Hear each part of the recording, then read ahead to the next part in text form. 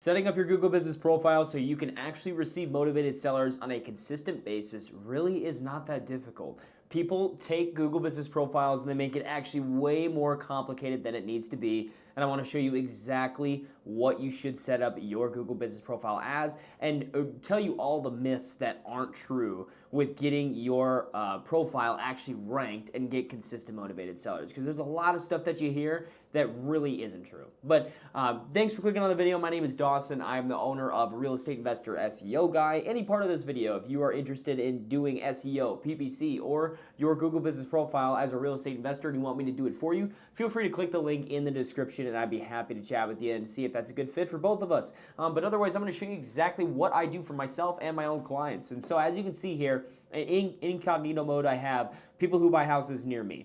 As you can see, we have our PPC campaign actually at the top for this one as well, and our website is doing really, really good for this too. And you can see our PPC and our actual Google Business Profile here ranking well. House buyers near me, you're going to see our profile ranking here as well as cash home buyers in our local city and state, right? Our local city area. So basically, obviously, we've had our profile around for quite a while. You can see we have 87 Google reviews, and everyone always says it's like, well, it's so easy to rank when you have 87 Google reviews. It is, right? You should rank very well if you have 87 Google reviews. If you're not, you're probably doing something wrong, right? Unless you're in a bigger area, like if you're in an area like San Antonio or Miami or whatever the case may be. That may not be the case because there's a lot of people who do have a lot of reviews, but there's still a lot of things you can do, right?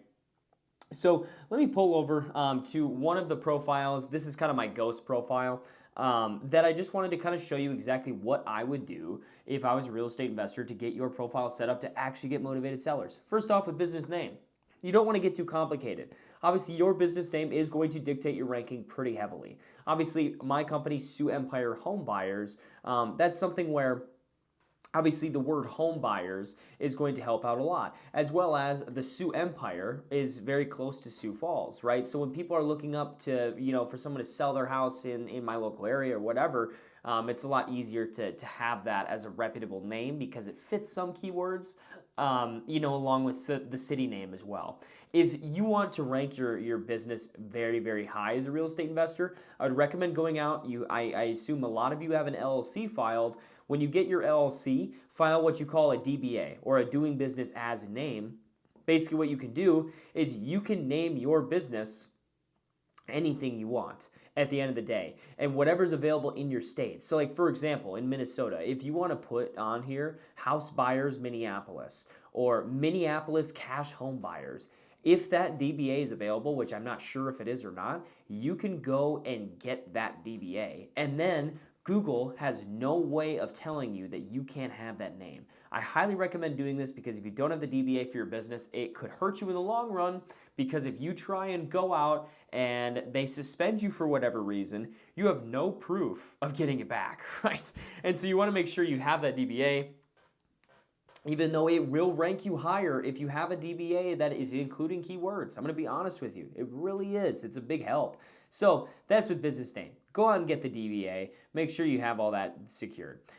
Business category, I would without a doubt just do real estate consultant, nothing else. There's people who try to do different categories. Just do real estate consultant. All of your competitors are just doing real estate consultant, so just choose one of them, which is going to be that one. Your description. What I would like you to do is go into your website, assuming you have your website already created, which you're going to need that for the profile. Well, you won't necessarily need it, but if you're trying to rank your profile, you will without a doubt need a website because that is a huge factor. And if you're missing that, you automatically are not going to rank. So you're going to want to make a website, and Carrot's a great spot to do this, and you can literally make a website within 15-20 seconds that actually is going to look pretty good, right? So what you can do is you can go in the description, and obviously a lot of people ask, what do they put here? Do they put stuff with keywords? No. The best thing to do here is stick website content that is actually on your website in here. It's kind of a cheat code. You basically, what I like to do is take the first paragraph of my website, go in there, grab that, and put it right in the description.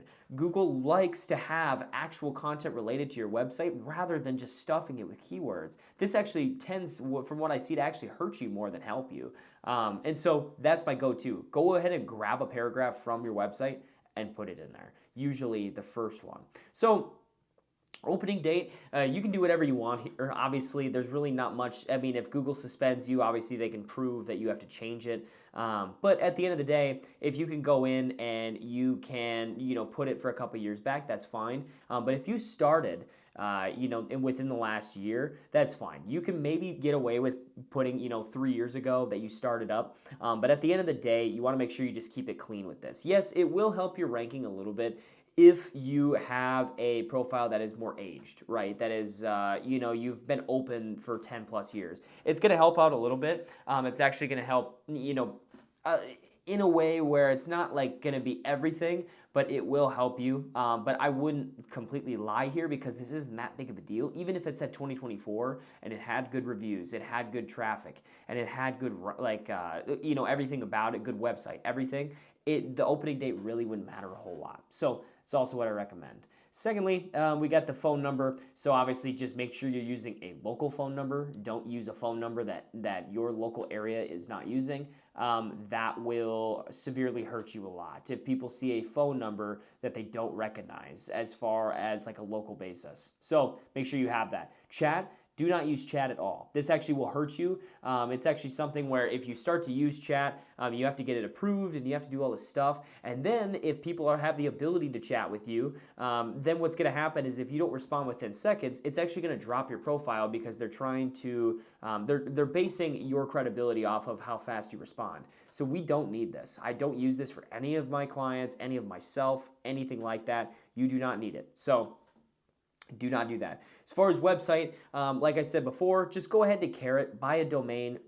Typically buy the same domain that you have, whatever your company name is. Go ahead and buy that domain if you can. And basically, just go ahead and create a website. You can do it in Carrot. That's usually my favorite one. It does not take very long, and it can do very, very well. And it's easy down the road if you wanted to start SEO and actually try and do your thing with that. Obviously, social profiles. You want to make sure SEO purposes and Google Business Profile purposes, you want to make sure you have social media out there. I'm talking Instagram, TikTok, Facebook, LinkedIn, Pinterest, right? Those are the big 5, I would say, that do the best. And so I would go out and just make a profile with your website in the description as far as the bio of each one of these business profiles, and it's going to severely help you. Then you can go in here and add that in here, and it's just definitely, I've never seen it hurt anybody, that's for sure. Every single one of your top competitors probably has social profiles in there. I know I do. I know all my clients do. So with that being said, also this is a huge one.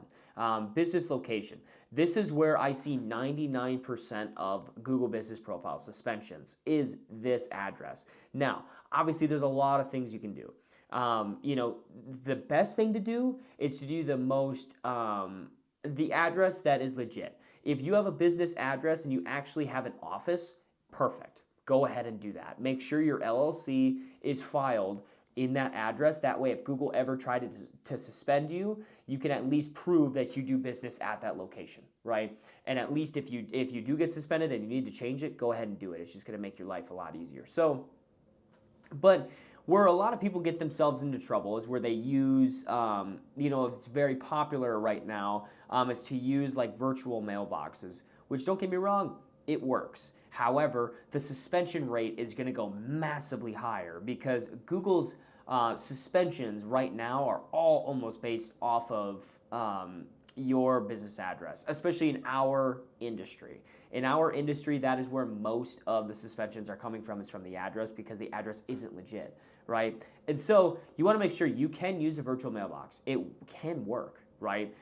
You just have to make sure if you do use it, maybe just file your LLC with that address, or maybe do something with that address to make sure you have documentation that shows it. Otherwise, if they suspend you, which with business address, I mean, the likelihood is honestly 50-50. It's pretty high for that happening. Just make sure you have some sort of proof that you do business at that address as far as paperwork wise. Put the address on a bank statement, put the address, file it with your LLC, whatever you have to do. Just make sure you have that. But you want to make sure with your address as well, because proximity is a big part of it, is to make sure that it is in closest to the area where you do deals the most.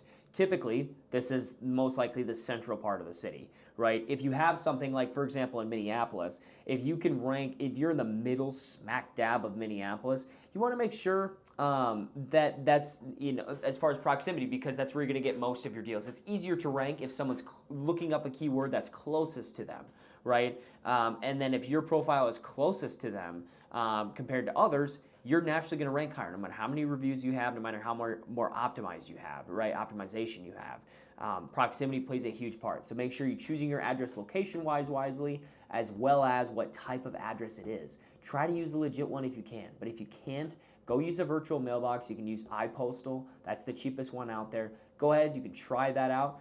But like I said, there's a chance of getting suspended, so do not take my advice on that. I would definitely consult. You can even DM me, whatever, if you need help with this. I just don't recommend absolutely just sending it on that one. So with this being said, also what I would recommend with service areas is to do pretty much all the cities in your local metro. So for example, if I was in Minneapolis, I'd put Minneapolis plus all the other suburb areas like Edina, St. Paul, all the other smaller areas around Minneapolis. That's what I would recommend doing for your service areas. Now, business hours. It is almost required to make sure that you are using 24 hours, that you're open 24 hours a day.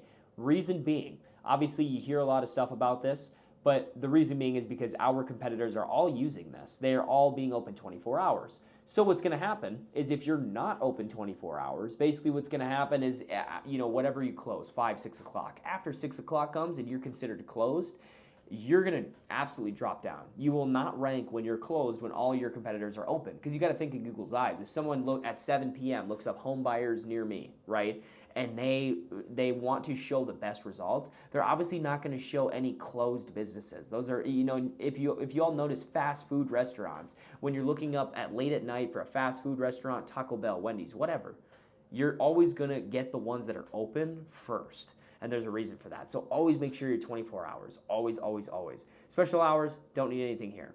More, you're going to want to just go ahead and answer all these questions honestly. Yes or no, whatever the case may be. Just answer all the questions. And that's honestly the truth with all the rest of these. Go ahead and answer all of these questions. Like if you have an entrance, most of the time it's no. You can answer no to these. It's not going to hurt yourself if you answer yes or no. Just make sure you just answer them. Right? So say you don't, answer no, right? Whatever the case may be, go to the crowd. You can do whatever you want to do here. Just go ahead and answer yes or no. And then also with service options, just make sure you talk about languages you speak, everything. Once you fully optimize this profile, this is where the rankings will significantly skyrocket. If your name, your business name, is legit, but also uses keywords, it's not too spammy, but it's also uses keywords, you're going to rank higher. If your address is proximity-wise close to a lot of people or a lot of areas where people are looking up these keywords, most likely the more central parts of town, you're going to rank higher in those central parts of town. If you have social media, if you have a good website, if you have a local phone number, opening date, the later the better, but obviously you don't need to worry about this. If your description is using parts of your website, if you're considered a real estate consultant, if you're open 24 hours, if you answer all of these questions, you will have a great chance of ranking well. Now, the last thing I want to talk about is reviews, because this is obviously a big part of profiles, right? It's a lot harder to rank with no reviews. But what I will say is reviews are not everything. So take this advice from me. If you are a real estate investor right now, what we can do is you can get at least 1 to 2 reviews every single week until the end of time. We have 87 Google reviews because we do that. We get as many reviews as we can, and we aim for typically 1 a week. Sometimes you don't get it, right? Sometimes you don't, but you can.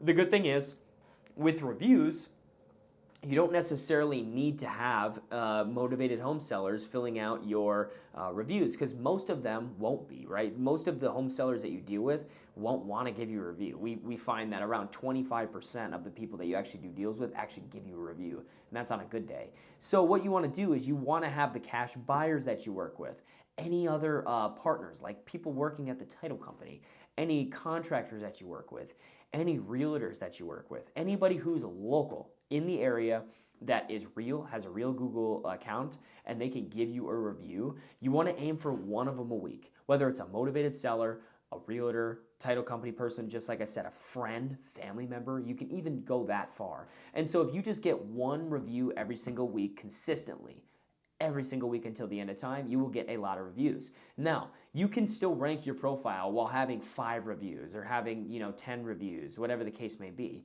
However, the more you stack up consistent reviews, because you don't want to have 50 reviews in 1 month and then never get reviews again.